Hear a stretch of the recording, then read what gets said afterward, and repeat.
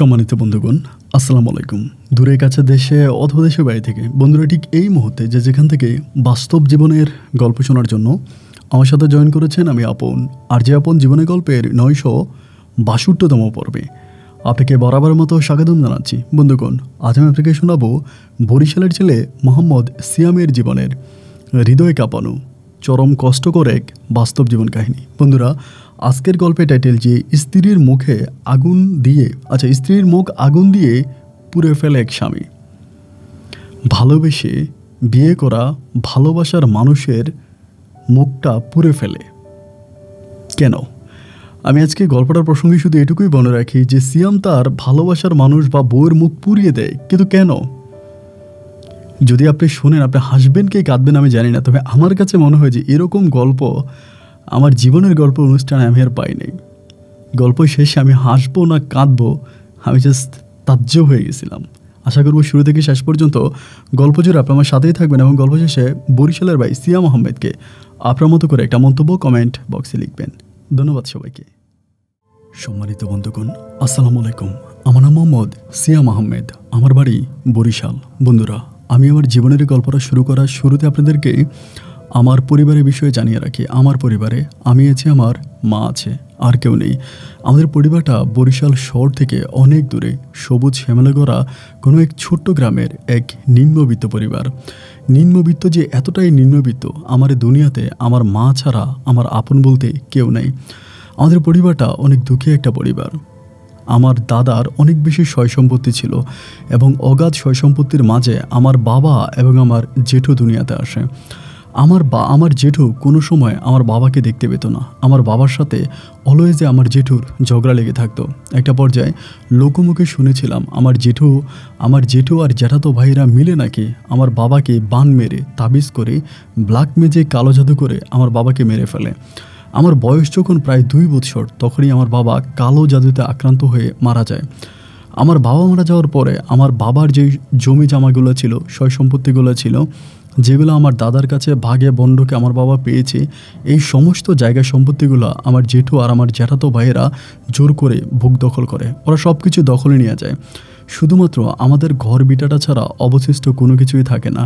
এই ঘর বিটাটাও আমার জেঠু নিয়ে যাওয়ার জন্য অনেক চেষ্টা করেছিল, কিন্তু গ্রামবাসীর সহযোগিতায় আমার মা এই ঘর বিটাটা রক্ষা করে। ছোটোবেলা থেকে মা আমাকে মুরগির বাচ্চার মতো খুব যত্ন করে সিলে থাবা দিবে বলে যেমন করে মুরগি তার বাচ্চাকে তার ডানার নিচে রেখে রেখে বড় করে, ঠিক তেমনি আমার মা আমাকে তার শাড়ির আঁচলের নিচে রেখে আমাকে বড় করে। আমার পড়াশোনার অনেক জ্ঞান বুদ্ধি ছিল, আমার জ্ঞান শক্তি অনেক ভালো ছিল, কিন্তু এরপরেও মা আমাকে স্কুলে পাঠায়নি। মা আমাকে স্কুলে পাঠাতে ভয় পাইতো। মা চিন্তা করতো আমি যদি স্কুলে যাই তাহলে হয়তো আমার জ্যাঠাতো ভাইয়েরা, আমার জ্যাঠা আমাকে মেরে ফেলবে। এই জন্য মায়া আমাকে ভয়ে স্কুলে পাঠায়নি। ছোটোবেলা থেকে আমার পড়াশোনার তেমন কোনো সৌভাগ্য হয়নি, আমি পড়াশোনা করিনি। মায়ের আদর আর ভালোবাসা নিয়ে মানুষের বাড়িতে টুকিটাকি কাজকাম করে আমাদের দিনগুলো কাটতো। এমন করতে করতে একটা পর্যায়ে আমি প্রায় অনেকটাই বড় হয়ে যাওয়ার পরে আমার মা যে মানুষের বাড়িতে কাজ করে, বান্দিদাসীর মতো কাজ করে, এই জিনিসগুলো আমার ভালো লাগতো না। আমার মন চাইতো আমি কিছু একটা করার জন্য, কিন্তু কি করব, ওরকম কোনো কিছুই তো আমি পাচ্ছি না। এমন করেই সময়গুলো কাটতেছে। একটা পর্যায়ে আমার বড় জ্যাঠাতো ভাইয়ের নাম হচ্ছে শামসু ভাই।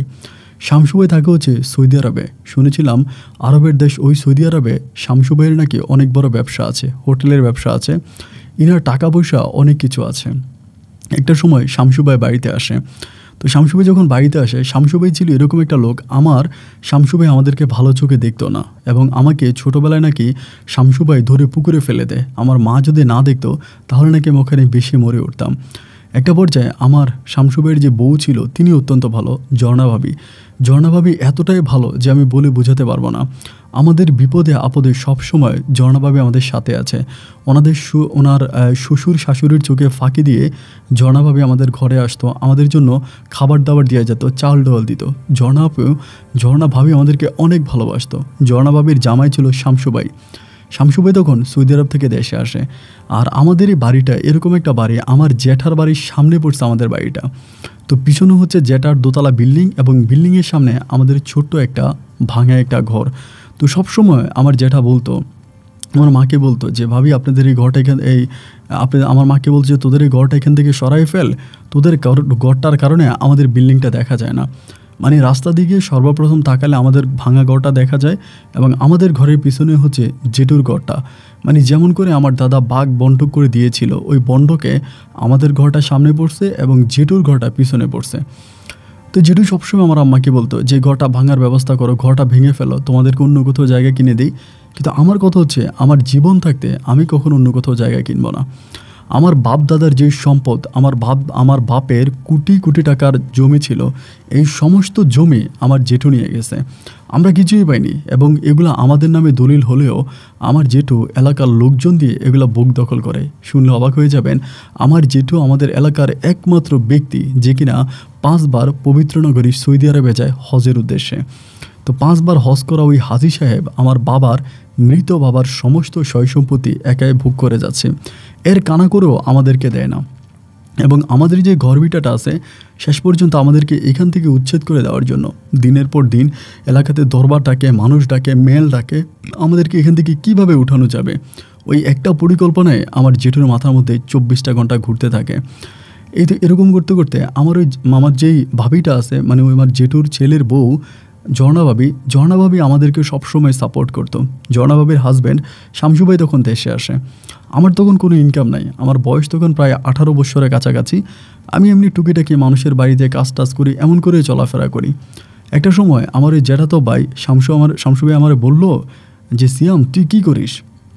আমি বললাম ভাই আমি কিছুই করি না, ভারী করে টুকিটাকি যতটুকু মানে কাজ আমাকে মানুষ দিয়ে অতটুকুই কাজ করি, আর আমার মা মানুষের বাড়িতে বান্দি দাসের কাজ করে, আর কি করব বলেন? আপনার বাবা তো আমাদের সব সয় সম্পত্তি নিয়ে গেল, আমাদেরকে তো কোনো কিছুই দিল না। আমার জ্যাঠাতো ভাই তখন আমার বলতেছে, দেখছিয়াম তোর একটা কথা বলি কিছু মনে করিস না, আমার কাছে কি মনে হয় জানোস, তোদের যে ঘরভিটাটা আছে ওই ঘুরে ফিরে আমাদের ঘরভিটা নিয়ে কথা।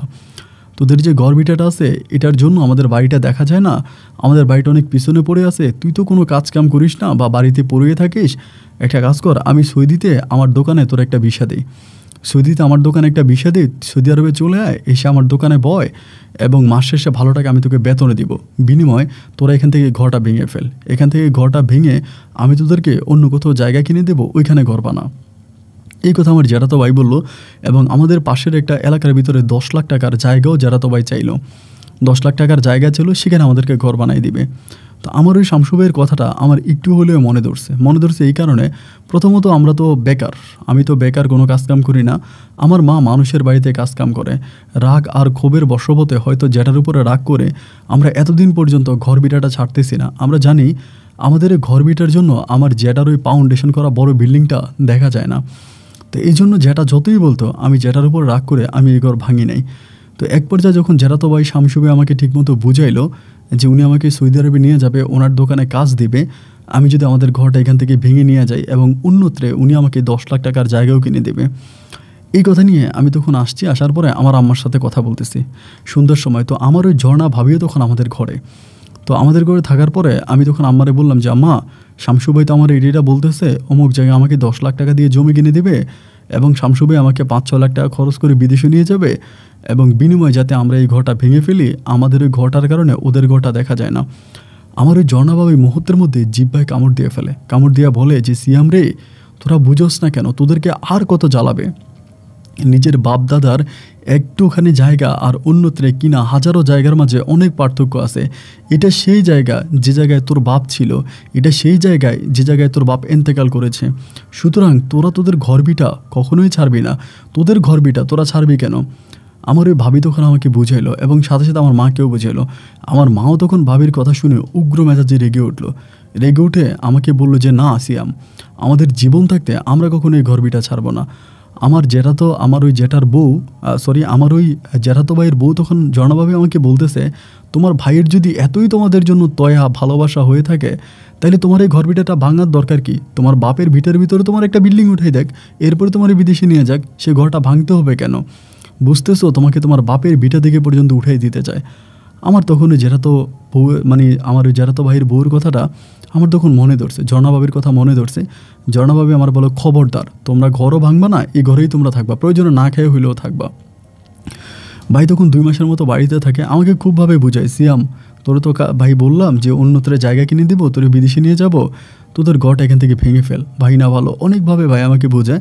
আমি মোটামুটি ভাইয়ের কোনো কথাই শুনি না। আমার কথা হচ্ছে আমার জীবন থাকতে আমাদের ওই ঘর বিটা আমি ভাঙবো না। আর ঝর্ণা ভাবি তো আমাকে বলছেই যে আমার জ্যাঠাতো ভাইয়ের এটার একটা আমাকে নিয়ে একটা গোপন চালাকি।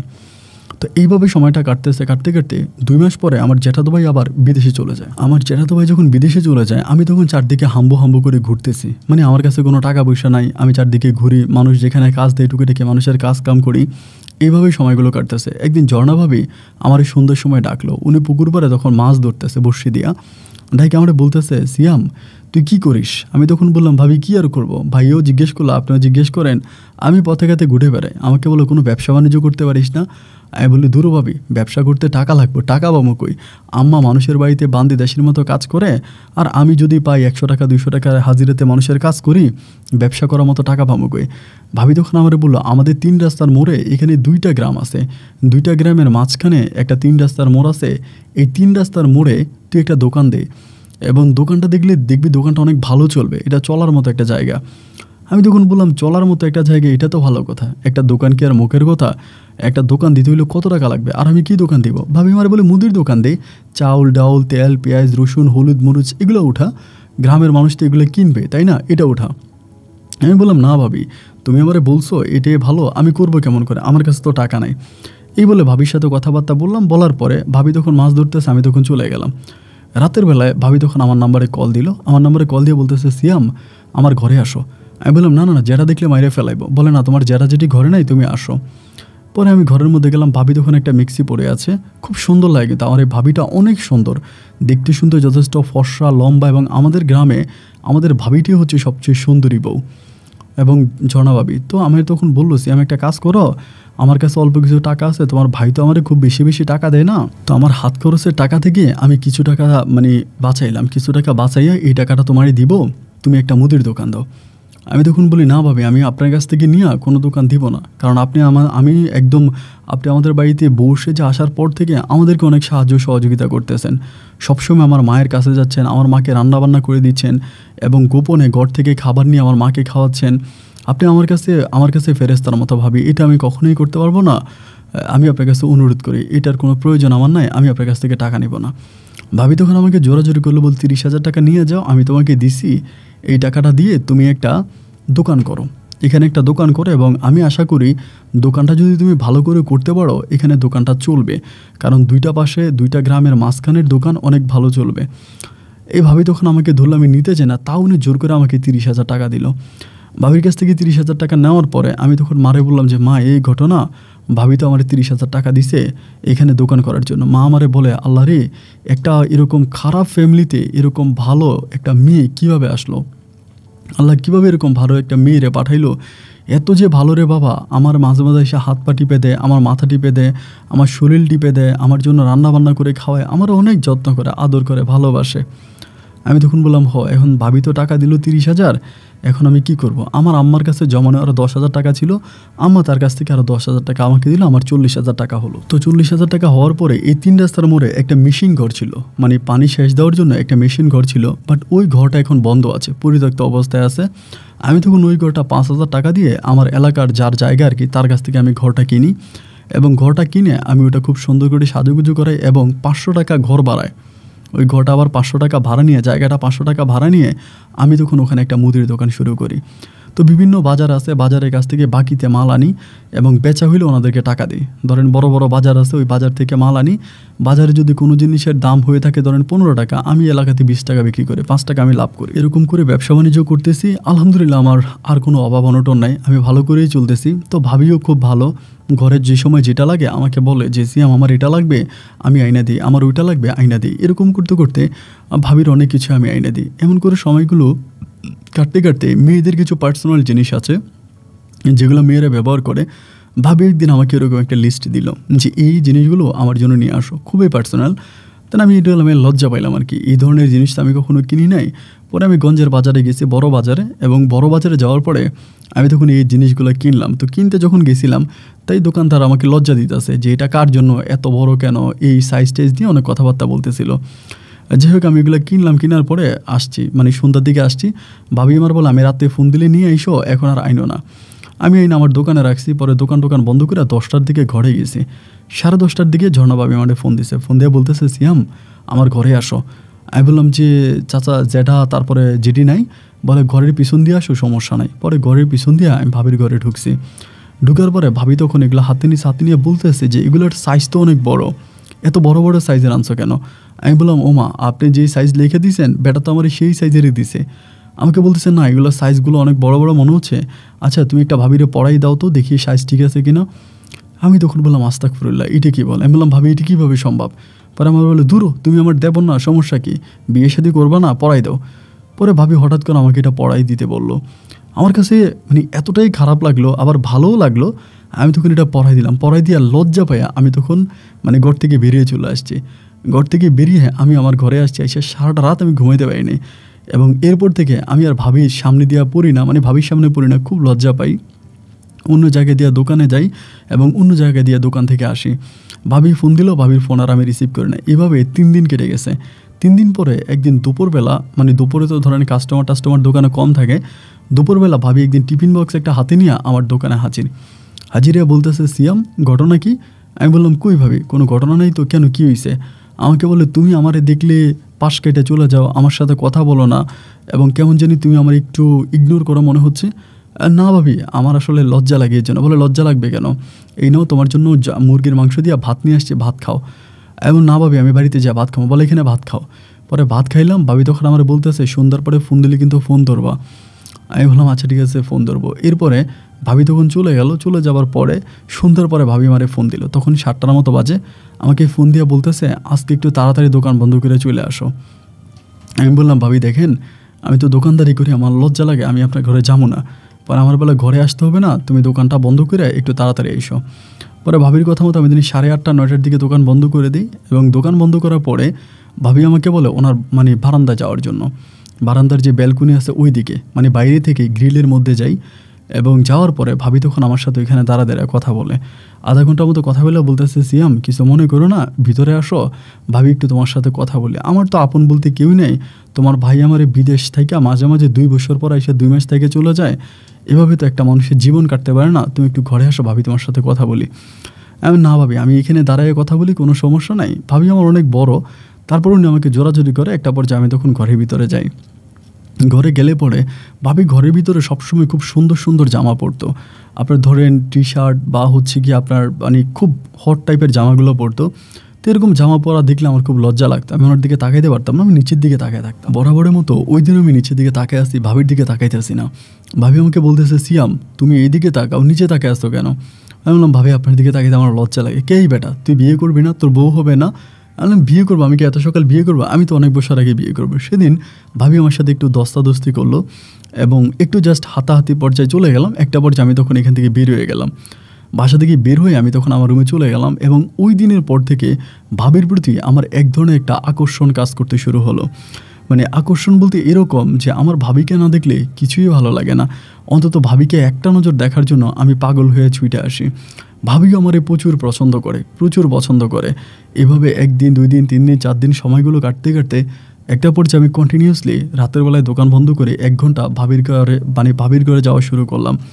প্রতিদিন দোকান বন্ধ করে আসার সময় ভাবির ঘরে ঢুকবো, 1 ঘন্টা 1.5 ঘন্টার মতো ভাবির ঘরের ভিতরে থাকবো। এরপরে বের হয়ে আমি আবার আমার ঘরে যাব। এরকম করতে করতে 1 দিন 2 দিন 3 দিন হতে হতে একটা পর্যায়ে ভাবির সাথে আমার ভিন্ন রকম একটা সম্পর্কের তৈরি হয়ে যায়। ভিন্ন রকম সম্পর্ক বলতে এক ধরনের একটা অবৈধ সম্পর্কে বলা চলে।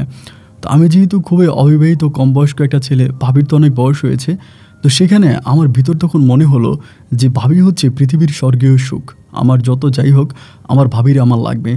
এবং এইভাবে মাস 2 কাটার পরে আমি ভাবির জন্য পাগল হয়ে গেলাম। একদিন কান্না করে দিয়ে বললাম ভাবি তোমার কাছে একটা অনুরোধ করি, তুমি আমার সংসার করবা, আমি তো গরিব মানুষ, এবং তুমি যদি আমার সংসার করো আমি মুদি দোকান দিয়া আমি তোমার নিয়ে অনেক ভালো থাকবো, তুমি আমার সংসার করবা।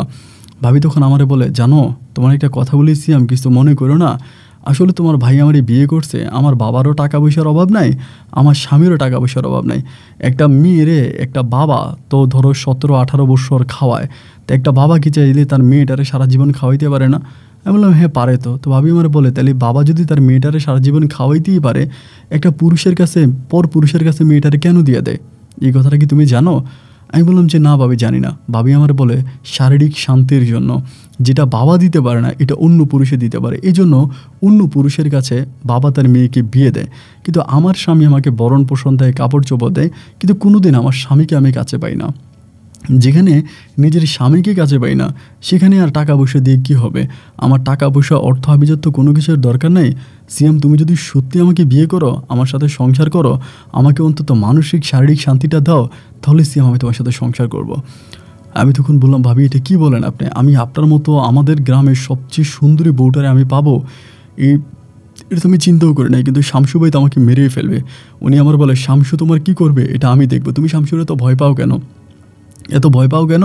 শামসুকে তো ভয় পাওয়ার কিছু না, আমি আছি। শামসু কোনো কিছু করবো ওরে আমি মাইরা ফেলাবো, আমি আছি, আমি তোমারে দেখবো, আমি তোমার প্রোটেকশান দিব। আমি বললাম ভাবি ঠিক আছে। এরকম করে ভাবির সাথে মোটামুটি আমার একটা প্রেম ভালোবাসার সম্পর্ক শুরু হয়ে যায়। এক গভীর প্রেমে আমি ভাবির সাথে পড়ে যাই এবং ভাবিও আমাকে অনেক ভালোবাসে, আমিও ভাবির অনেক ভালোবাসি। দুজনের ছাড়া কোনো কিছুই বুঝি না, একজন মনে হয় আরেকজনের মাঝে হারিয়ে যাব। এমন করে প্রায় 1 বছর ধরে আমরা গভীর প্রেমের সম্পর্কে জড়িত ছিলাম। 1 বছর মাঝে ভাবি আমাকে অনেক টাকা পয়সাও দিয়েছে, আমি দোকানটাকে মোটামুটি অনেক সাজাইছি, বড় করছি। একটা পর্যায়ে আমার ওই শামসু ভাই দেশে আসবে, দেশে আসার কথাবার্তা চলতেছে। ভাবি আমারে বলে সিয়াম তোমার ভাই তো দেশে আসবে, আমি তো একটা রাতও তোমার ভাইয়ের সাথে থাকতে পারবো না, কারণ আমি তো তোমাকে ভালোবেসে ফেলছি। যেহেতু আমি তোমাকে ভালোবাসছি সুতরাং আমি তোমার ভাইয়ের কাছে কখনোই যাইতে পারবো না এবং আমার জীবন তোমার সাথেই কাটবে। তো এখন কি করব বলো, আমি তোমাকে এর সাথে কি করতে পারি? আমি বলি ভাবি চলেন আমরা পালায়া যাই। ভাবি আমার বলে পালায়ে যাবো মানে? পালায়ে কেন যাব? তুমি কি বিড়াল নাকি? তোমার ভাই কি বাঘ যে তুমি পালায়ে যাবা?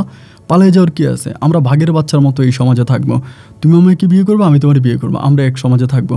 আমি বললাম না আপনি তো আমার অনেক বড়, লোকে কি বলবে? ভাবি আমার বলে ও আচ্ছা এখন লোকের কথা আসতেছে। লোকের কথা আসতেছে কেন? তুমি আমার সাথে সংসার করবা, আমার বিয়ে করবা, আমার নিয়ে থাকবা, লোকে কি বলবে এটা তো দেখার বিষয় না। বললাম হ্যাঁ তাও আপনি ঠিক বলছেন, আমরা লোকের কথা গুরুত্ব দিতে যাবো কেন?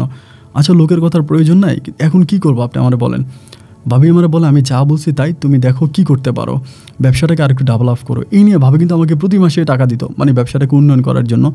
একটা পর্যায়ে ভাবি আমার বলতেছে সবই ঠিক আছে, তোমার ভাইও আসার মনে করো আর 6 মাস আছে, 6 মাসের মধ্যে চলে আসবে। এখন যত যাই হোক আমি তো তোমার ভাইয়ের সংসার করেছি এবং দীর্ঘ অনেক বৎসর, হয়তো আমার সন্তানাদি হয় নাই, অনেক বছর তোমার ভাইয়ের সংসার করেছি। এখন তোমার ভাইয়ের সামনে কি করে তোমার সাথে রাতে ঘুমাবো, তোমার সাথে রাতে থাকবো, এটা তো আসলে পারবো না, এটা তো আমার কাছে বিবেকে বাধা দেয়।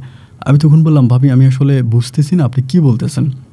ভাবি আমার বলে একটা কাজ করো, মানে যেহেতু আমরা দুজনে এখন প্রেম ভালোবাসায় জড়িয়ে পড়েছি, আমরা যেহেতু বিয়ে করব, তাই এখন যদি তোমরা এখানে থাকো তাহলে ধরো তোমার ভাইয়ের সামনে আমার সারাক্ষণই পড়া লাগবে, কারণ তোমাদের এই ঘরটা তো আর বাউন্ডারি করে না, একই পুকুরে গোসল করা লাগবে, একই বাথরুমের দিকে ওইদিকে যাওয়া লাগবে, একই বাড়ির মধ্যে থাকবো, এটা তো আর সম্ভব না।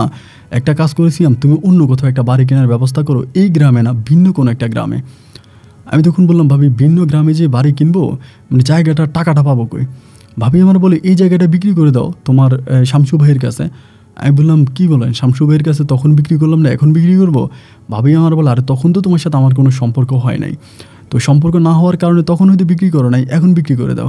তাই আমি বললাম এটা কি শামসু ভাই আসলে বিক্রি করবো? বলে না আসবে কেন, তুমি তার সাথে ফোনে কথা বলো, ফোনে কথা বলে তার কাছ থেকে টাকা নিয়ে তার বাপের দলিল দিয়ে দাও, মানে আমার শ্বশুরের দলিল দাও, এরপরে তুমি অন্য কোথাও জায়গা দেখো সেখানে ঘর বানাও, তুমি আমি এবং তোমার মা একসাথে থাকবো। আমি বললাম আচ্ছা ভাবি ঠিক আছে। এবার ভাবির কথা মানলাম না, আমি শামসু ভাইয়ের ফোন দিলাম বিদেশে। শামসু ভাই আমার বলে তখন আমি এত করে বললাম তুই রাজি হলি না, আচ্ছা ঠিক আছে সমস্যা নাই, কত টাকা বিক্রি করবি? আমি বললাম 10 জনের কাছে যা রাইট আছে তাই দিবেন। পরে আমি মানুষের সাথে কথাবার্তা বললাম, বইলে একটা রেট নির্ধারণ করা হলো। এবার আমি আমার জ্যাঠার নামে দলিল দিয়ে দিলাম, আমার জেঠুর নামে আমি তখন আমাদের জায়গাটা দলিল দিলাম। দলিল দেওয়ার পরে 6 লাখ টাকা জায়গাটা বিক্রি করলাম। 6 লাখ টাকা ন্যায্য মূল্য, সবাই দাম দর করে দিল 6 লাখ টাকা। 6 লাখ টাকায় বিক্রি হলো। তো যদিও এর আগে আমার জ্যাঠাতো ভাই 10 লাখ টাকা দিবে বলছিল, আর আরেক জায়গায় 10 লাখ টাকা দিয়ে জায়গা কিনবে, আমাকে বিদেশ নেবে বলছিল। তো ওই সময় তার আমার ভাবির সাথে সম্পর্ক ছিল না, এই জন্য জায়গা বিক্রি করার প্রশ্নই আসে নাই। তো এখন জায়গা বিক্রি করার পরে এখন মা কিন্তু এতে রাজি নেই, মা কিন্তু আমাকে অনেক করতেছে যে না জায়গা বিক্রি করাটা ঠিক হবে না। তো আমার মাও তো একটু সহজ সরল টাইপের মানুষ, আর বয়স হয়েছে, তো বয়স হয়ে যাওয়ার কারণে আম্মু আর মানে তেমন কিছু একটা আমার মুখের উপরে আর তেমন কোনো কথা বললো না। একটা পর্যায়ে জ্যাঠার কাছ থেকে 6 লাখ টাকা নিলাম, নিয়ে আমি তখন অন্যত্রে জায়গা কিনলাম। জায়গা কেনার পরে ওইখানে আমি বাড়ি বানাইতেছি। ভাবি আমার 1 লাখ টাকা দিছে। ভাবি 1 লাখ টাকা দিল, তাহলে বাড়িটা বানাও। বাড়ির কাজ মোটামুটি কমপ্লিট হওয়ার পরে ভাবি আমার বলতেছে, শোনো, এভাবে হুট করে চলে গেলে তোমার জ্যাঠাতো ভাই আইসে আমার নামে দরবার টরবার ডাক দিবে এবং আমার নামে সে বিচার বসাবে এবং সে হয়তো মামলাও করতে পারে যে আমি তার ঘর থেকে সোনা দায়না টাকা পয়সা এগুলো নিয়ে আমি তোমার সাথে পালাই গেছি, এই বলে হয়তো আমার নামে একটা মামলাও দায়ের করতে পারে। আমি বললাম, হ্যাঁ, উনি তো মামলা দায়ের করবে, বলে এই জন্য তাকে মামলা দায়ের করার কোনো সুযোগ দেবো না। ও যদি দেশে আসার পরে ওকে বলে কয়ে আমি তোমার কাছে চলে যাব। আমি তখনও ভাবিরে বলতেছি, ভাবি, শামসু ভাই কিন্তু মাথা গরম একটা মানুষ, উনি কিন্তু অনেক রাগী একটা মানুষ, হয়তো শামসু ভাই আমার মারবে এটা শুনলে। ভাবি আমার বলে, মারবে কেন? তুমি ছোট মানুষ নাকি? তুমি এত বড় একটা মানুষ, তোমার গায়ে হাত তুলবে কী করে? আর আমি তো স্বেচ্ছায় তোমার বিয়ে করবো, এখানে তোমার ভাইয়ের করার কি আছে? তাই আমি বললাম যে তাইলে আপনি কি বলতেছেন ভাই আসা পর্যন্ত অপেক্ষা করবেন? বলে, হ্যাঁ, তোমার ভাই আসবে সেদিন রাতে আমি তার সাথে ফাইনাল কথা বলে ফেলবো এবং তোমার ভাই আসার পরের দিনে আমি আল্লাহর রহমতে তোমার কাছে চলে যাব, আর তুমি এদিক দিয়ে সব কিছু ঠিক করো। তা আমি সব কিছু ঠিক করলাম, আমার মাকেও সব কিছু বললাম, মাও রাজি হয় না এবং শেষের দিকে রাজি হলো। তো শামসু ভাই আসছে ধরেন 10টা সাড়ে 10টার দিকে বাড়িতে আসছে, রাত্রে বাড়িতে আসছে। আমি ভাবিরে ফোন দিলাম, ভাবি বলে, আজকে তো বাড়িতে আসছি, তুমি আজকে ফোন দিও না, আমি কালকে সকালে তোমাকে ফোন করব। এই কথা বলার পরে রাতটা কেটে গেল এবং পরের দিন সকালবেলা ভাবি আর আমারে কল দিল না। আমি 11টার দিকে ভাবির নাম্বারে কল দিলাম, উনি আমার লাইনটা কেটে দিল। লাইনটা কেটে দেওয়ার পরে এরপরে উনি আর কল ব্যাক করলো না, সারাটা দিন কেটে গেল। বিকেলের দিকে আমি যখন তার নাম্বারে কল দিলাম, দেখলাম যে নাম্বারটা বন্ধ পাওয়ার পরে আমি একটু বিব্রত হয়ে গেলাম, কিরে নাম্বারটা বন্ধ কেন, মানে বুঝতে পারলাম না। তো এবার মাগরিবের সময় বাজারের দিকে আসলাম, আমাদের এলাকার দিকে, আইসেও কোনো খোঁজখবর পাইলাম না। এবং পরের দিন সকালবেলা আমি আস্তে আস্তে বাড়ির দিকে হাঁটতে শুরু করলাম, মানে যারা তো বাড়ির দিকে আসতেছি, দেখবো যে ঝর্ণা কোথায়, কারণ ওর সাথে তো আমার কথা হইলো চলে আসবে, একদিন এক রাত কেটে গেল, কোনো খবর নাই। তো পরের দিন আমি আসার পরে সকালবেলা আইসা দেখি আমার জেঠি উঠান মানে পরিষ্কার করতেছে। আমি জেঠির সালাম দিলাম, জেঠি খুব সুন্দর করে এখন আমাদের সাথে ভালো, এবং আমাদের ঘর বাড়িগুলো আমরা তো ভাঙে নিয়ে গেছি, তারপরে তারা এটা একদম মানে ওই তাদের উঠানের সাথে অ্যাডজাস্ট করে ফেলছে। পরে আমি বলি, জেঠি কই, ঝর্ণা ভাবি কই? বলে, তোর ঝর্ণা ভাবি আর তোর শামসু ভাই তো কক্সবাজার গেছে।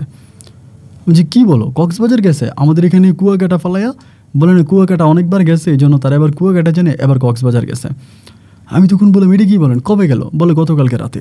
তাই আমি বললাম, ওমা, এটা কী ধরনের কথা, ভাই আসার সাথে সাথে চলে গেছে?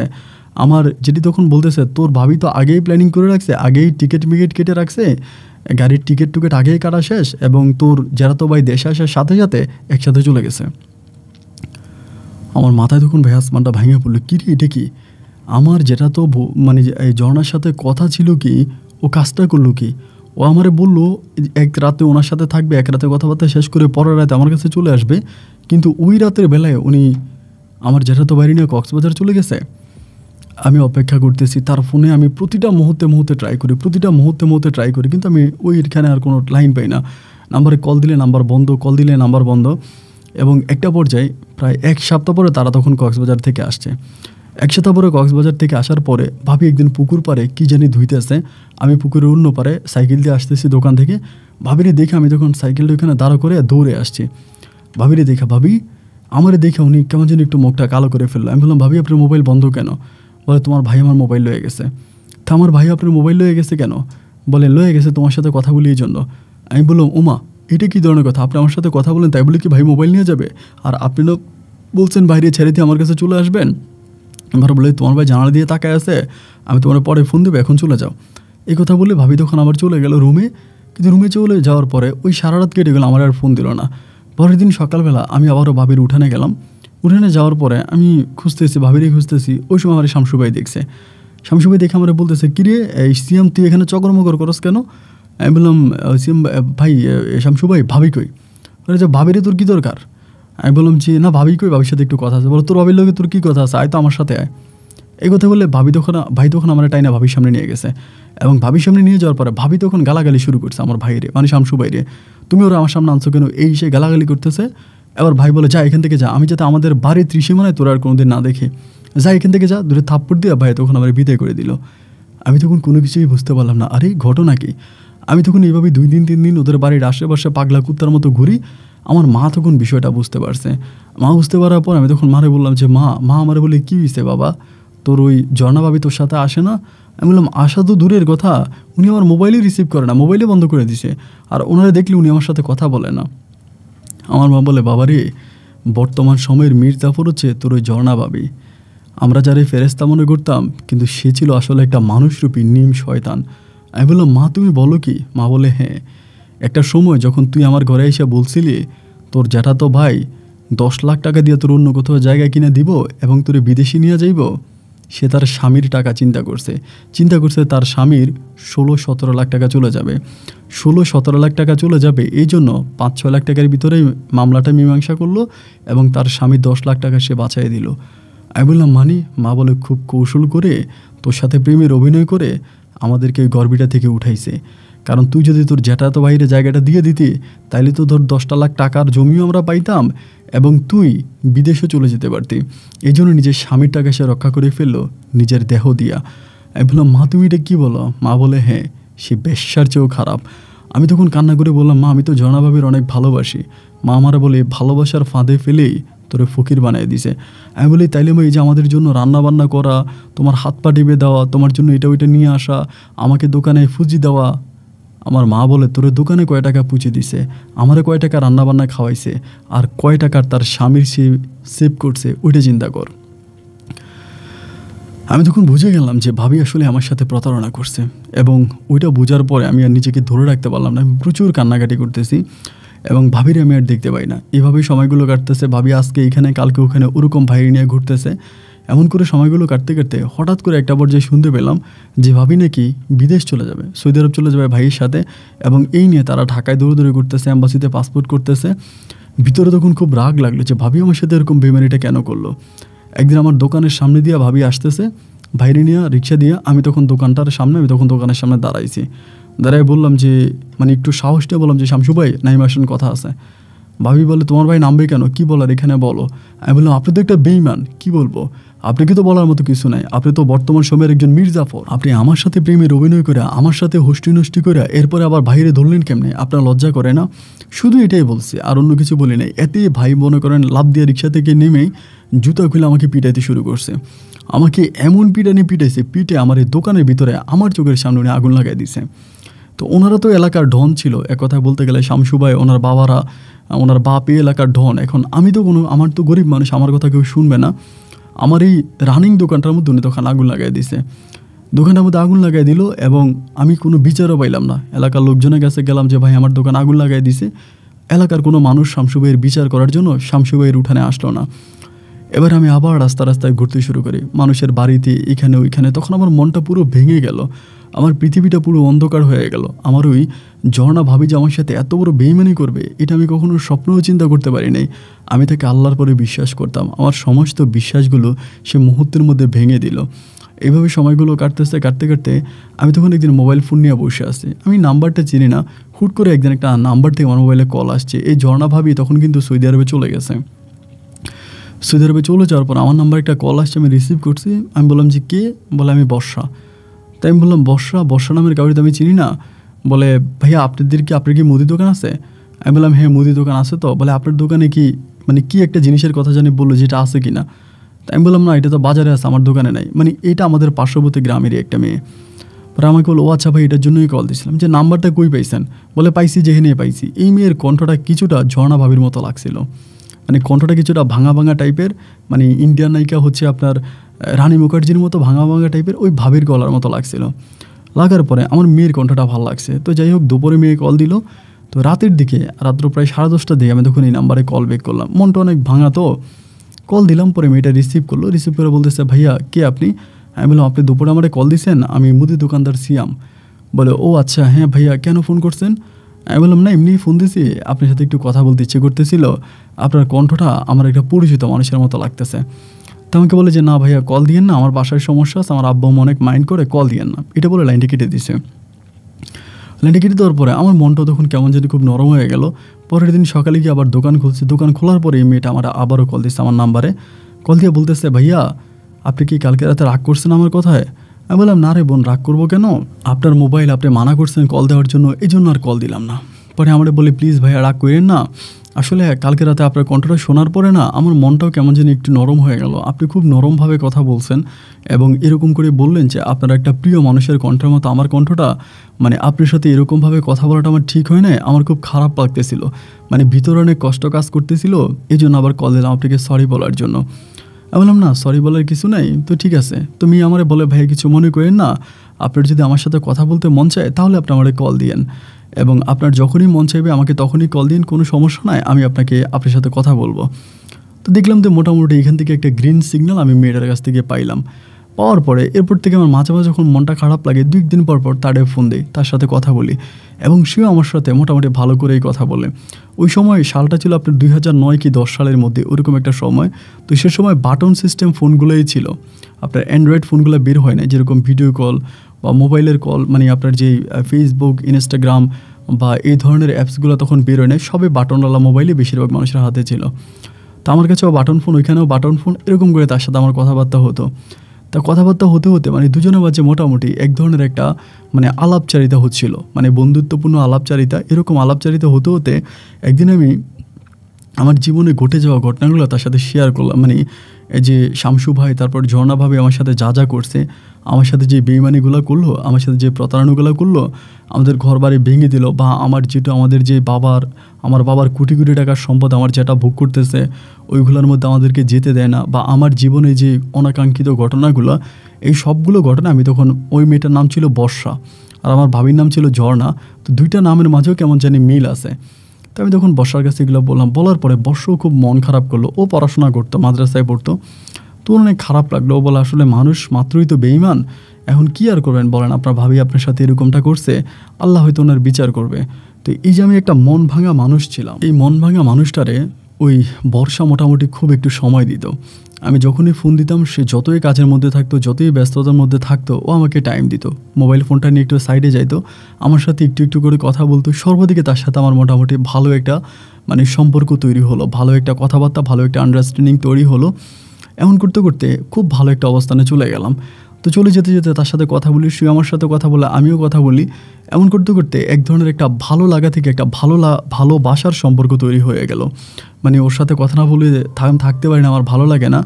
এবং যে পরিমাণের ভালোবাসা আমার ঝর্ণা ভাবির জন্য ছিল, এবং এই সমস্ত ভালোবাসাই তখন আমার বর্ষার জন্য বাইতে শুরু হলো। মানে বর্ষাকে ছাড়া আমার কোনো কিছু ভাল লাগে না, আমার খাওয়া দাওয়া ঘুম সব কিছু যেন হারাম হয়ে যাচ্ছে। বর্ষা ফোন না দিলে আমি খাবার খেতে পারি না, বর্ষার সাথে কথা না হলে আমি ঘুমাইতে পারি না, এবং দোকান চালাইতে পারি না। মানে দোকান বলতে আমি পরিশেষে আরেকটা দোকান দিয়েছিলাম, মানে আমার ওই দোকানটা পুড়ে ফেলার পরে ওখানে আমার যতটুকু পুঁজি ছিল তা দিয়ে খুব ছোটো করে আরেকটা দোকান দিচ্ছে, আগের মতো না। তো দোকানও যাইতে পারি না, মানে সব কিছু মিলে আমার মনটা তখন খুব খারাপ হয়ে গেল। মনের ভিতরে সারাক্ষণে আনচান করে। এরকম করে ওর সাথে প্রায় আমি 2 মাসের মতো কথা বলি। যদিও আমাদের পার্শ্ববর্তী গ্রাম, আমি কোনোদিনও তারা দেখার জন্য যাইনি। ওই মানে মুখোশ পরে মাদ্রাসায় যেত, মাদ্রাসা থেকে আসতো। তো 2 মাস পর আমার একদিন মনে হলো যে আমি তার জন্য কিছু গিফট নিয়ে যাব। তো ওই সময় মামা আচার সহ বিভিন্ন ধরনের আচার বাড়িলাম আমি দোকান থেকে। একদিন তাদের মাদ্রাসার সামনে গেছি, ওই আবার মোবাইল নিয়ে মাদ্রাসায় যাইতো। পরে ফোন দিলাম যে ঝর্ণা, আমি তোমার মাদ্রাসার সামনে আসছি, তুমি কি আসবা? তুমি বোরকা পরে, বোরকার একদম হিজাব টিজাব পরে আসছে। আসার পরে আমি তখন তাদের কিছু গিফট দিলাম, ও তখন নিয়ে গেল। এর অনেক হাসি টাসি গেলাম, মাদ্রাসার সামনে চলে গেছে। এইভাবেই সময়গুলো কাটতেছে, দুজনের সাথে ফোনে কথা বলতেছে। ফোনে কথা বলতে বলতে একদিন হঠাৎ করে আমাকে বলতেছে যে আমাদের বাড়িতে আপনি আসতে পারেন, সমস্যা নাই, আমরা আসলে দেখা করব। ওর মা বাড়িতে নেই, একথা বলতেছিল, আম্মু বাড়ি নেই, আমি আছি আর আমার ভাবি আছে, আমরা রাধাস জবাই দিব আপনি যদি আসেন রাতের বেলায়। তা আমি তখন বললাম যে রাধাস জবাই দিবেন রাতের বেলায়? বলে হ্যাঁ রাধাস জবাই দিব, আপনি যদি আসেন, আপনি কি আসবেন? আমি তখন বললাম আপনাদের গ্রামে তো কোনোদিনও যাই নেই, এবং তো ঠিক আছে, ওর ভাইও কিন্তু বিদেশে থাকে, ওর ভাবি আছে বাড়িতে। পরে আমি বললাম যে আচ্ছা ঠিক আছে, সমস্যা নাই, আমি আসবো। এই কথা বলে তার সাথে আমার কথাবার্তা হলো, এবং আমি যখন রওনা দিয়ে তাদের বাড়ির দিকে পর্যন্ত গেছি, ওই সময় আমার ফোন দিছে। ফোন দিয়ে বলতেছে সর্বনাশ, সিয়াম ভাই সিয়াম আইসো না, একটু সমস্যা হয়ে গেছে। আমি তখন বললাম ও মা, কী সমস্যা হলো? তুমি আমাকে আসতে বললে, এখন বললো সমস্যা, কী সমস্যা? ও বলে আমার বাবা মা তো বাইরে গেছিলো, আমার নানুর বাড়িতে গেছিলো, এখন আমার নানুর বাড়িতে আমার আম্মারে রেখা আমার বাবা চলে আসছে, আমার আব্বা বাড়িতে আছে, এখন আইসো না। পরে আমি বললাম দেখো, আজকে 2 মাস ধরে তোমার সাথে ফোনে কথা বলি, কোনোদিন তোমার এইভাবে দেখিও নাই, এখন আসলাম শখ করে, এখন তুমি আমার মানা করতেছো। আমার আচ্ছা ঠিক আছে, তুমি যদি এতটাই শখ করে আসছো, একটা কাজ করো, আমাদের বাড়ির পিছনে এসে দাঁড়াও, আমি তোমার লোকে বাড়ির পিছনে গিয়ে একটু দেখা করব। আমি বললাম যে বাড়ির পিছনে দেখা করবো কেন, বাড়ির ভিতরে যাবো? ও বলে না, বাড়ির পিছনে দাঁড়াও। তো এই কথা বলার পরে আমি তখন বাড়ির পিছনে গেলাম, ওদের বিল্ডিংয়ের পিছনে, ওদের বিল্ডিং ছিল, ওরাও মোটামুটি অনেক টাকা পয়সার মালিক ছিল, জমি যাওয়া ছিল। তা বিল্ডিংয়ের পিছনে গিয়ে দাঁড়াইলাম। দাঁড়ানোর পরে ও তখন একটু পরে ঘর থেকে বেরিয়ে আসছে এবং বেরিয়ে বিল্ডিংয়ের পিছনে আসছে। আসার পর আমারে দেখছে, আমি ওরে দেখছি। তো অন্ধকারের ভিতরে তো যতটুকু পারছি ওরা একটু জড়ায় ধরছি। তো ওই সময় আপনার গরমকাল ছিল, তো মানে আপনার গ্রীষ্মকাল, ধরেন গাছের পাতা টাতা সব কিছু ঝরে গেছে, তো ওইরকম শুকনো পাতার একটা মোর একটা শব্দ। কিন্তু এই যে আমি ওর জড়ায় ধরতেছে, আমারে ধরতেছে, এরকম শুকনো পাতার একটা মর্মর শব্দ শোনা যাচ্ছে। ওর বাবা হচ্ছে এদিক দিয়া মানে কোনো একটা কারণ হয়তো প্রস্রাব করতে বা কোনো কারণে উঠে আসছে, উঠে এসে ওর বাবা তখন জিনিসটা দেখছে। ওর বাবা যে আমাকে দেখছে আমি কিন্তু এটা বুঝি নাই। হঠাৎ করে ওর বাবা বলতেছে, এখানে কে রে, কে এখানে, কে এখানে বলার পরে ও তখন দৌড় দিল একদিকে, আমি তখন দৌড় দিলাম আরেকদিকে আরেকদিকে দৌড় দেওয়ার পরেই ওই সামনে যাওয়ার পর ওর বাবা চিৎকার দিছে। চিৎকার দিলে পরে ওই সামনের বাড়ি থেকে কয়েকজন মানুষ বের হয়ে আমাকে ধরে ফেলছে, নেটের মতো করে আমাকে ধরে ফেলছে। ধরে ফেলে আমার হাত পা একদম মানে ঘুষি টুসি আমাকে দিয়ে আমাকে তখন এদিকে নিয়ে আসছে। আসার পরে আমাকে তখন এই বর্ষাদের উঠানের মধ্যে নিয়ে গেছে। বর্ষাদের উঠানের সামনে একটা নারিকেল গাছ ছিল, নারিকেলের গাছের সাথে আমাকে বাইধা ফেলছে রাতের বেলায়। এবং এদিক সেদিক থেকে তখন মানুষ, গ্রামের মানুষ তো এরকম ঘটনা শুনলে তো মনে করেন মৌমাছির মতো মানুষ ছুটে আসবে। তা মানুষ তখন মৌমাছির মতো চারদিক থেকে বনবন করে ছুটে আসতেছে, আমাকে ওখানে বাইদা রেখে দিছে। বাইদা রেখে দেওয়ার পরে বলতেছে কী হয়েছে এখানে, কী হয়েছে? পরে সবাই মিলে আমি তখন মানে আমাকে যখন মাইট দিছে আমি তখন বললাম যে আমি এখানে বর্ষার সাথে প্রেম করি, আমি বর্ষাকে দেখতে আসছিলাম। তো এরকম করার পরে ওদের এলাকার মেম্বারও ছিল, মেম্বার তখন বর্ষার ডাক দিল, মানে বর্ষাও তখন ঘরের ভিতরে, মানে ঘরের ভিতর থেকে মেম্বার জিজ্ঞেস করলো, বর্ষা এই ছেলেকে কি তুমি চিনো? বলো হ চিনি। তো ওর সাথে তোমার প্রেম ভালোবাসা আছে? বলো প্রেম ভালোবাসা আছে। আমার বাইন্দা রাখলো, রেখে বলতেছে তোর এখন যেহেতু মেয়ের সাথে তোর প্রেম ভালোবাসে, মেয়েরে তোর বিয়ে করা লাগবে। আমি তো বললাম ঠিক আছে আমি বিয়ে করবো। রাতের মধ্যে আমার মাও তখন চলে আসছে, মা খবর পাইছে আমার এই গ্রামে বাইদা রাখছে, মা তখন চলে আসছে। মা আসার পরে আমি তো আর মেয়েরে দেখলাম না, মেয়েরে ঘরের ভিতর রাখছে, আমার বাইরে বাইদা রাখছে। যখন আমি বলছি বিয়ে করবো তখন আমার হাতের বাঁধন খুলছে, খুইলা এই রাতের বেলায় তারা গিয়া কাজিরে ধরে আনছে। কাজিরে ধরে না ও ঘরের ভিতরে, আমি বাইরে ওর সাথে আমার বিয়ে হয়েছে, মানে বিয়ে হয়েছে। কাজী এই না কাজী বিয়ে পড়াইছে, আমি ওরে বিয়ে করছি। বিয়ে করার পরে ও তখনও ঘরে, আমি তখনও বাইরে। পরে আমার তখন তারা লুঙ্গি টুঙ্গি দিল, আমি গোসল টোসল করলাম, ফ্রেশ হলাম। হওয়ার পরে তখন তার ভাবি এবং আরও মানে তাদের আরও বাড়ির কয়েকটা মেয়ে মিলে তখন এখানে একটা বাসর ঘর তৈরি করে ফেলছে ওই রাতেই বিয়ের হওয়ার পরে বাসর ঘর তৈরি করছে। আমি রাত 3টার দিকে বাসর ঘরে ঢুকলাম। বাসর ঘরে ঢুকার পরে দেখি যে ওর ভাবির বিয়ের যে শাড়ি আছে, বিয়ের শাড়ি দিয়ে বর্ষাকে সাজিয়ে গুছিয়ে খুব সুন্দর করে ওখানে বসায় রাখছে। কিন্তু ভাই ঘরের ভিতরে ঢুকে আমি যখন বর্ষার মুখের ওই ঘোমটাটা উপরের দিকে উঠাইলাম, আমি অবাক হয়ে গেলাম। মানে আমার জীবনে আমি কালো মেয়ে দেখেছি, কিন্তু এত কালো মেয়ে আমি দেখি নাই। আমি তো ওরা কখনোই দেখি নাই। প্রথম ওকে আমার দেখে একেবারে বিশ্রী টাইপের চেহারা, এতটাই বিশ্রী যে কখনোই ওর সাথে আমি সংসার করতে পারবো না। আমি একটু নজর দেখে পিছনের দিকে চলে আসছি এবং আমি তখন বুঝলাম যে তারা কেন তাড়াতাড়ি করে বর্ষার সাথে আমার বিয়েটা দিয়ে দিল, মানে ওই জায়গার ভিতরে। সকালে সূর্য উঠলো, ওঠার পরে তখন তারা গাড়ি ঠিক করলো। গাড়ি ঠিক করে তারা কয়েকজন মিলা বর্ষাকে নিয়ে তখন আমার বাড়িতে আসলো। আমার তো ভাই তখন মনের অবস্থা ভালো না। আমি কখনো স্বপ্নেও চিন্তা করতে পারিনি যে মেয়েটা এতটা কালো হবে, মানে এতটা কুৎসিত চেহারা হবে, এটা আমি ভাবতেই পারলাম না যে এরকম চেহারা হবে। ভাবছিলাম তাও পাতে দেওয়ার মতো তো একটা চেহারা হবে, কিন্তু ভাই এরকম ভয়ানক চেহারা আমার মনে হয় আমার জীবন আমি আর দেখি নাই। খুবই খারাপ লাগলো, কান্না চলে আসলো। আমি একরকম কান্নাই করে দিলাম যে আল্লাহ এটা আমি কী দেখলাম, আল্লাহ এমন দৃশ্য তুমি আমার কেন দেখাইলা। এমন দৃশ্য দেখার জন্য তো আল্লাহ আমি প্রস্তুত ছিলাম না। খুব কান্নাকাটি করলাম। কান্নাকাটি করে অ্যান্ড একটা পর্যায়ে আমি আর মানে দোকানের দিকেও যাই না, ঘরের ভিতরে ঘুরতেছি এবং বর্ষার সম্ভবত কিছুটা বিষয়ও বুঝতে পারছে। আমার জোরে পছন্দ হয় না, ও তখন বিষয়টা বুঝছে। তারপর ওই সারাদিনটা কেটে গেল এবং পরের দিন বর্ষার বাড়ি থেকে মেহমান আসলো, আইসা বর্ষাকে বর্ষাদের বাড়িতে নিয়ে গেল। তো বর্ষাদের বাড়িতে বর্ষাকে নিয়ে গেল, এরই মাঝে কথাটা তো পুরো দেশবাসী সব ছড়ায় গেল। পরের দিন মা আমারে বলে যা বউরে নিয়ে আয়। আমি বললাম যে আমি যাবো না। মা আমার বলে এটা কোনো কথা হইলো, বিয়ে করছিস বউ আনতে যাবি না? আমি বললাম ওই রকম কালো কেন? ভাই কালোর তো একটা ধাস আছে, ও একদম কালো ছিল, মানে এতটাই কালো ছিল যে ওর দিকে তাকানো যেত না, মানে রাতের বেলা ও যদি দাঁড়ায় থাকে দেখাই যাবে না, মানে সেই লেভেলের কালো। মা আমার বলো তখন প্রেম করার সময় হুঁশ ছিল না, প্রেম ভালোবাসা কইরা এখন বিয়ে করার পরে তোমার কাছে মনে হয়েছে মেয়ে কালো, এরকম উল্টাপাল্টা কাজ করিস না, যা মেয়েটাকে নিয়ে আয়। তো পরের দিন আমি গেলাম, তখন গিয়ে তখন বর্ষারে বাড়িতে নিয়ে আসছি। বাড়িতে আনার পরে বর্ষা কিন্তু খুব ভালো ছিল, মানে নামাজ পড়তো, দিনের পথে চলতো, যথেষ্ট দিনদার একজন মেয়ে ছিল। তো এরকম করে আমি তখন দোকানে যাই, রাতের বেলায় দোকানেই ঘুমাই, দোকান থেকে আসি না, কারণ বাড়িতে গেলে বর্ষার সাথে ঘুমাইতে হবে। দোকান থেকে আসি না, দোকানেই বেশিরভাগ সময় পড়ে থাকি, দোকানেই সময় কাটাই। এইভাবে সপ্তাহখানিক বা 15 দিনের মতো কেটে গেল। তো 15 দিনে বর্ষা আমার আম্মুর সাথে আছে এবং বর্ষার বাবা কিন্তু আমাদেরকে পরিবারে অনেক কিছু দিচ্ছে, আমাদের চাউল ডাউল টাকা থেকে শুরু করে আমার আম্মাকে গয়নাগাটি দেওয়া, আমার আম্মাকে কাপড় চোপড় দেওয়া, আমাকে কাপড় চোপড় দেওয়া থেকে শুরু করে সর্বক্ষেত্রে বর্ষার বাবা কিন্তু আমাদের জন্য জীবন দিয়ে দিতে আছে। তা 15 দিন পরে আমি 15 দিন এই 2 দিন বাড়িতে গেছি, 2 দিন যাইনি, এরকম করে একটানা 3 দিন আমি বাড়িতে যাইনি। দোকানে পাক করছি, দোকানের পিছনে একটা চুলা বানায় ওইখানে পাক করে ওখানে খাইছি, বাড়িতে যাইনি। 3 দিন পরে তো বাড়িতে যাওয়ার পরে বর্ষা দেখলাম মুখটা অনেক শুকিয়ে আছে, ও মনে কান্নাকাটি করছে, খাওয়া দাওয়া করে নাই। রাতের বেলায় আমি নিচে বালিশ করতেছি, নিচে ফ্লোরে ঘুমাবো মাটিতে। পরে আমারে বলে তুমি নিচে মাটিতে শুবা কেন, আমার এটা বলে। আমি বললাম দেখো আমি তোমার সাথে শুবো না, তুমি উপরে ঘুমো, আমি নিচে ঘুমাবো। কেন, তুমি তো আমার বিয়ে করছো, আমি তো তোমার বউ, তা তুমি বউয়ের উপরে রেখা স্বামী তুমি নিচে কেন ঘুমাবা? তো ঠিক আছে তুমি উপরে ঘুমো, আমি নিচে ঘুমো। আমি বললাম না না না সমস্যা না, তুমি উপরে ঘুমাও। এ বলে জোর করে আমি তখন নিচে বিছনা করে শুয়ে গেলাম। শুয়ে যাওয়ার পরেও তখন আমাকে বলতেছে, অনেকবার আমারে বলতেছে যে সিয়াম একটা কথা জিজ্ঞেস করবো তোমারে। আমি বললাম হ্যাঁ জিজ্ঞেস করো। বলে তোমার কি আমারে পছন্দ হয় নাই? আমি বলি পছন্দ হইলে তো আমি আর নতুন বউ রেখা দোকানে ঘুমাইতাম না। পরে আমার বলে কেন পছন্দ হয় না? আমি বলি এরকম একটা কালো মেয়েরে কারো পছন্দ হয়? এমন একটা কুৎসিত কালো টাইপের একটা মেয়েরে কে পছন্দ করবো বলো? তো এরকম তখন খুব কষ্ট পায়, আমার কথাটাতে ওর মনে হয় কলিজাটা ফেটে যায়, কান্না করে ওঠে, মুখে হাত দিয়ে পরে কান্না থামায়। তো এরপরে সকাল হয়ে গেল, আমি ঘুমিয়ে গেছি। সকালবেলা আমি তখন দোকানে চলে গেছি, ভোরে একদম ভোরে দোকানে চলে গেছি। নাস্তাও করি নাই, ডিরেক্টলি দোকানে চলে গেলাম। দোকানে চলে যাওয়ার পরে দুপুরের পরে 2টার দিকে আমার আম্মা তখন দোকানে আসছে। আইসা আমার গালাগালি করতেছে, এই তুই বৌমারে কালকে রাতে কী বলছস কী বলছস কী বলছস? আমি বলি আমি কই কী বলছি, আমি কিছুই বলি নাই। মা আমারে বলে তুই যদি কিছু না বলবি তাহলে ও চলে গেল কেন? এবং যাওয়ার সময় আমার হাতে পায়ে ধরে কান্নাকাটি করে গেছে, ও আর এই পরিবারে আসবে না এবং একেবারেও চলে গেছে। তো আমি বললাম কী বলো একেবারে চলে গেছে? মা বলে একবারে চলে গেছে, তোর পরিবারে আর আসবে না, একবারে চলে গেছে। আমি বলি ভালো হয়েছে, চলে গেছে, ভালো হয়েছে। পরে সন্ধ্যার সময় বাড়িতে গেলাম, বাড়িতে যাওয়ার পরে দেখলাম যে না ও নাই, এবং মারে জিজ্ঞেস করলাম, মা বলে আমার কাছে একবারে বলে গেছে ও আর আসবে না। পরে ওর নাম্বার আমি কল দিলাম যে কী হয়েছে? ও আমার বলে আমি তোমার সংসার করব না, যেহেতু তুমি আমার পছন্দই করো না, তাইলে আমি জোর করে আর তোমার সংসার কেন করব? আমি 2-3 দিনের ভিতরে উকিলের সাথে কথা বলে তোমার জন্য ডিভোর্স লেটার পাঠিয়ে দিব, আর তোমার সাথে আমার যে টাকা কাবিন হয়েছে কাবিনের টাকা তুমি আমাকে দিতে হবে না, এটা আমি তোমাকে মাফ করে দিলাম। আর আমার বাবা যে ফার্নিচার দিয়েছে ওই ফার্নিচার আমার প্রয়োজন নাই, আমি এগুলো ফিরত চাই না, বাট তুমি আমাকে মাফ করে দিও, আমি তোমার অনেক কষ্ট দিয়েছি। আসলে চেহারা তো আর আমি বানাই নাই, আল্লাহ আমাকে কালো বানাইছে, সো আমি কী করব?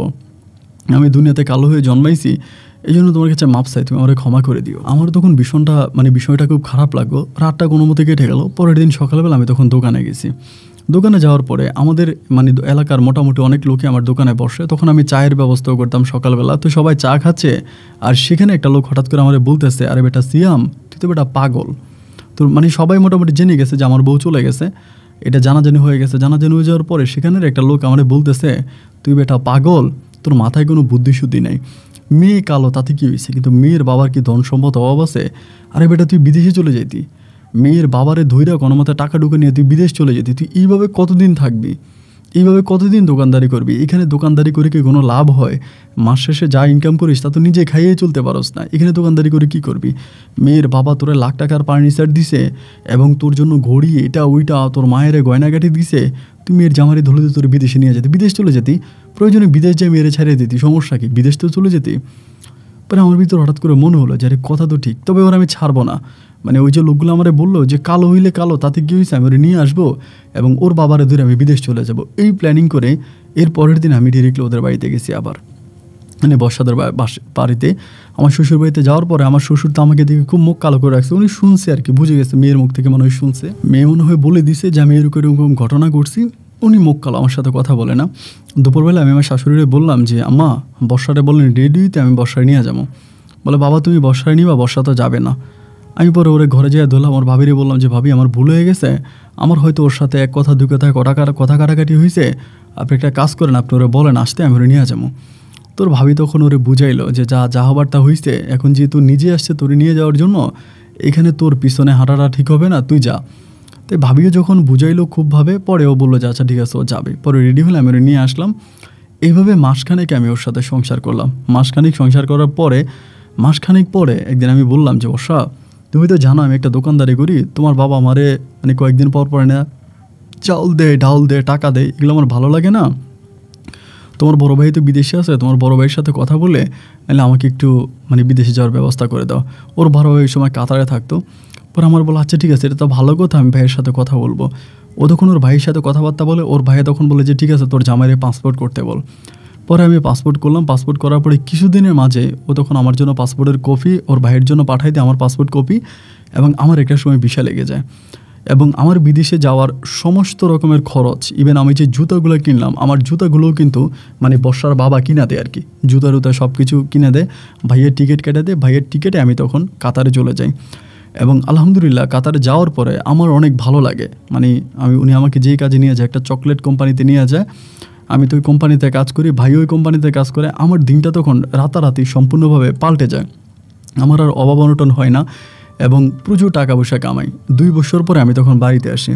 2 বছর পরে বাড়িতে আসার পর আমি তখন বাড়ির 4-5টা বাউন্ডারি করে আমরা যেখানে জায়গা কিনছি ওইখানে আমি তখন একটা নতুন করে ঘর উঠানোর পরিকল্পনা করি। সেই সময় জ্যাডাও আমার সাথে ভালো হয়ে যায়, আমার যে জ্যাঠা আছে জ্যাঠাও আমার সাথে ভালো হয়, আমাদের পরিবারে আসে, আমার সাথে কথাবার্তা বলে, মানে আমার আম্মার সাথে খুব ক্লোজ সম্পর্ক হয়, আমার আম্মার সাথে খুব ভালো সম্পর্ক হয়, আমাদের বাড়িতে আসে যায় ঘোরাফেরা করে।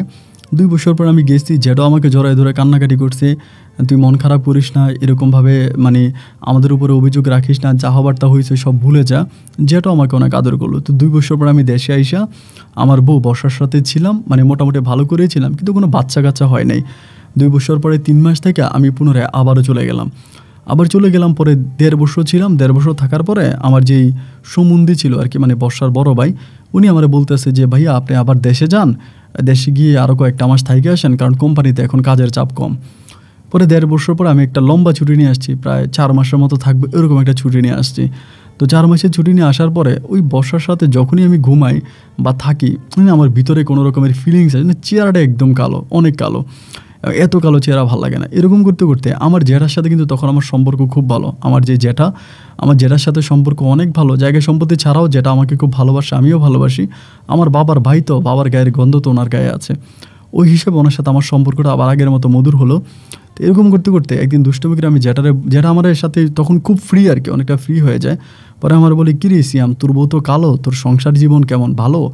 আমি বললাম যে যেটা এই তো আলহামদুলিল্লাহ চলতেছে, কিন্তু ভালো লাগে না, এরকম কালো বউ নিয়ে কে সংসার করা যায়, ওই তো অনেকটাই কালো। যেটা তখন আমাকে বলে, আমার শালির মেয়েটার কথা তোর মনে আছে, জান্নাতের কথা? আমি বললাম মনে আছে। বলে জান্নাতের মা জান্নাতের সাদা করে ফেলছে, এমন করে বলে। আমি বললাম কীভাবে কালো মেরে সাদা করে? মুখের মধ্যে গরম পানি ঢেলে দিলে তো উপরের কালো চামড়াটা পুড়ে যায়, উপরে কালো চামড়াটা পুড়ে যায়, মুখটা তো সাদা হয়ে যায়। আমি তখন বললাম যে যেটা আপনি এটা কী বলেন? বলে দূর বেটা, এটা কোনো কথা নাকি? মুখের মধ্যে গরম পানি মেরে দিয়ে যদি ডলা দেয় তাহলে উপরে যে কালো চামড়া আছে, কালো চামড়া উঠে গেলেই তো মুখ সাদা। এবং ওনার এক ইয়ে ছিল আমার জ্যাঠার, এই শালির, মানে ওনার অনেক বয়স্ক, আমার জ্যাঠার মানে শালির মেয়ে মানে তো আমার বয়স্ক, এবং ওই মহিলারও নাকি এভাবেই হচ্ছে, সে নাকি মুখের মধ্যে গরম পানি দিয়া মুখের চামড়া পুড়ে নাকি সে সাদা হয়ে গেছে আমারে বলে। তো যেটা আমারে বলে এটা কোনো বিষয় না। আমি বললাম তোর মুখে যে আমি গরম পানি ঢেলে দেবো, চিৎকার করবে না? বলে ঘুমের ওষুধ খাওয়াই দিবে একদিন, কোনো কিছুর সাথে 4-5টা ঘুমের ওষুধ খাওয়াই দিবি, খাওয়াই দিয়া গরম পানি মুখের মধ্যে মাইরা তুই নিজেই ডলা দিলে উপরের কালো চামড়াটা উঠে যাবে, দেখবি সাদা হয়ে যাবে। কারণ এরপরে দেখবে ওর যখন জ্ঞান ফিরবে তখন ও একটু জ্বলবে, কিন্তু ঠিক হয়ে যাবে, এটা কোনো সমস্যা না। আমার তখন জেরার কথাটা কেমন জানি ভালো লাগলো। লাগার পরে আমি বর্ষারে কোনো কিছু বলতেছি না। একদিন করলাম কি, আমি বাজার থেকে দুধ নিয়ে আসলাম, আমাদের তো নিজেদের গরু ছিল না, বাজার থেকে দুধ দিলাম। এই দুধের ভিতরে আমি 6টা ঘুমের ওষুধ মিশিয়ে দিলাম, ওরে বুঝতে দিলাম না, আমি 6টা ঘুমের ওষুধ ওরে খাওয়াই দিছি। 6টা ঘুমের ওষুধ খাওয়াই দেওয়ার পরে আমি এবার পানি গরম করার জন্য দিলাম। আসলে বুঝতেছি না যেটা আমার কী বললো, তবে আমার কাছে মনে হলো যে এতে হয়তো ভালো কোনো কিছু আশা করা যায়। আমি তখন এই গরম পানি করার জন্য দিলাম, গরম পানি একদম উতলানো গরম পানি, আমি তখন ওরে বসাইলাম। বসানোর পরে আপনার যে প্রথমে এরকম আমি হাত দিলাম, দেখলাম যে প্রচুর গরম, এত গরমে হাত দেওয়া যায় না। এবারে আমি আস্তে করে মুখ পুরো গরম পানিটা ওর মুখের মধ্যে মেরে দিলাম, মুখের মধ্যে মারলাম। যেটা আমাকে বললো মুখের মধ্যে মাইরা ডলা দিলে উঠে যাবে। তো মুখের মধ্যে মারার পরে ও তো এর ভিতরে আছে, 6টা ঘুমের ওষুধ খাওয়াইছে তো দেখতেছে না, তারপরও যতটুকু পারতেছে চিৎকার মিটটা দিতেছে, চোখ মেলতে পারতেছে না।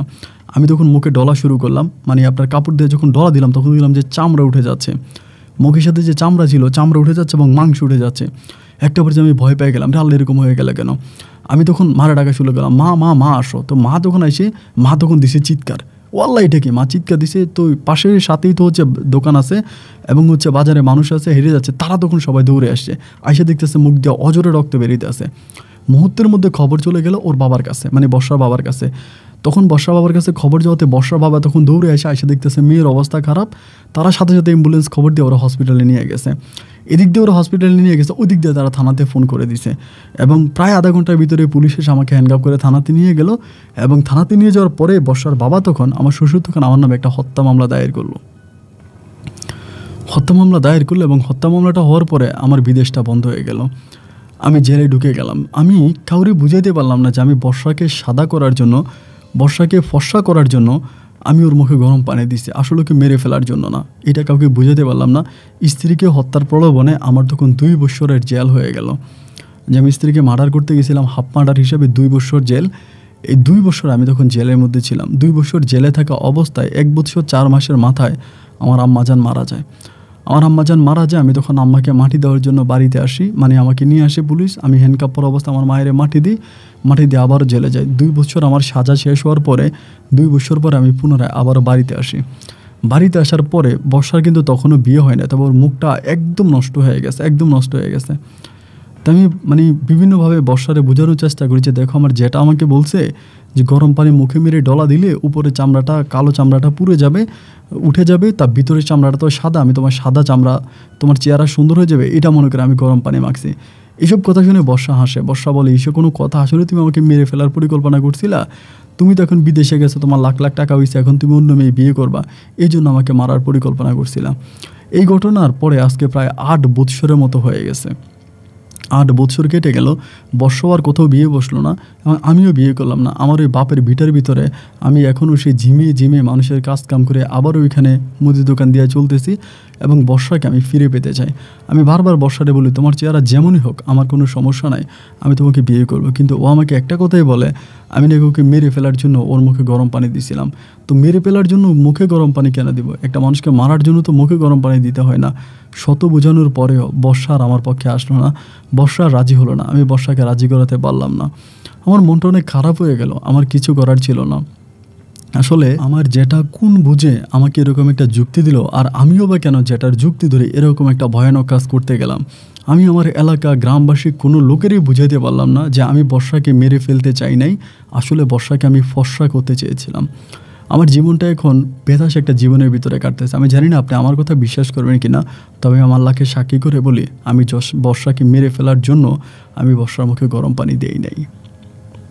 আপন ভাই, আমি গ্রামের হতদরিদ্র এখন মানুষ, আমি এখন আর বিদেশেও যাইনি, আমার বিদেশ যাওয়াও ক্যান্সেল, এবং আমি এখন দেশে কাজকাম করতেছি, মানুষের বদলা দিই, এরকম করে আমার জীবনটা কাটতেছে। আমার জীবনে কোনো সুখ নাই। এই হতভাগা গরিব মানুষের গল্পটা যদি আপনি প্রচার করেন, আমি খুব খুশি হব। গল্প লেখাতে সহযোগিতা করেছে আমাদের গ্রামের ছেলে আকাশ। আকাশকে অনেক ধন্যবাদ ভাই, আপনি আমার গল্পটা প্রচার করবেন। আসসালামু আলাইকুম।